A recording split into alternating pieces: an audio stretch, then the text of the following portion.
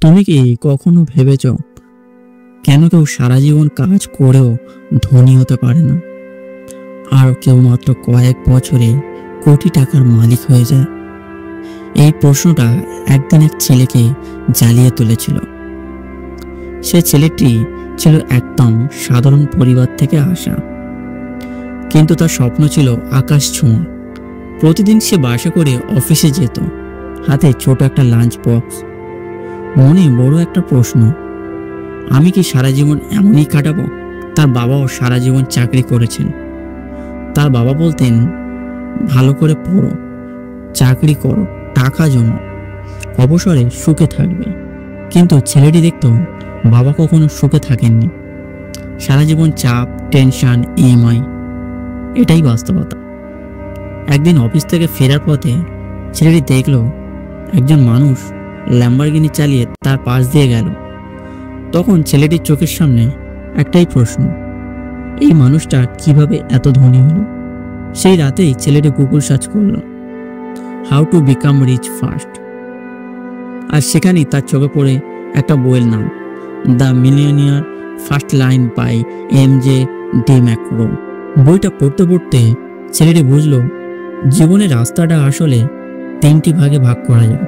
এক, যেখানে মানুষ আজকের আনন্দে বাঁচে, ভবিষ্যতের চিন্তা নেই। দুই, যেখানে মানুষ চাকরি করে, টাকা জমায়, ভাবে একদিন ধনী হব। তিন, যেখানে মানুষ সিস্টেম তৈরি করে, ব্যবসা বানায় আর নিজের সময়ের মালিক হয়। ছেলেটি বুঝলো সে এতদিন স্লো লেনে ছিল, যেখানে সে নিজের সময় বিক্রি করত টাকার বিনিময়ে। কি ধনীরা তার একটা সিস্টেম বানায় যেটা কাজ করে, এমনকি যখন তারা ঘুমায় তখনও তারা টাকা ইনকাম করে। ছেলেটি সিদ্ধান্ত নিল সে তার জীবন বদলাবে। রাত জেগে আইডিয়া খুঁজতে লাগলো। দিনে চাকরি, রাতে নিজের ছোট একটা ওয়েবসাইট বানানোর কাজ। প্রথমে কেউ বিশ্বাস করলো না, তার বন্ধুরা তাকে দেখে হাসাহাসি করছিল। এইসব করে কি কেউ ধনী হয়, তাকে বলতে লাগলো। কিন্তু রাহুল জানতো ধনী হওয়া শুরু হয় বিশ্বাস থেকে, টাকা থেকে নয়। মাসের পর মাস পরিশ্রম, কোনো ছুটি নেই, কোনো উইকেন্ড নেই। তবুও সে চালিয়ে গেল, কারণ সে বুঝেছিল স্লো লেনে সময় বিক্রি হয় আর ফাস্ট লেনে এই সময় কেনা যায়। একদিন তার ওয়েবসাইটে ট্রাফিক বাড়তে লাগলো, অর্ডার আসতে শুরু করলো। ছেলেটি ঘুমিয়ে থেকেও টাকা আসতে দেখলো।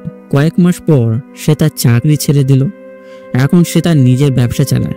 আর সেই ল্যাম্বরগিনি, হ্যাঁ ঠিক সেই একই মডেলে কিনেছে, যেটা দেখে একদিন সে স্বপ্ন দেখেছিল। কিন্তু আজ সে জানে গাড়িটা গুরুত্বপূর্ণ নয়, গুরুত্বপূর্ণ হলো স্বাধীনতা।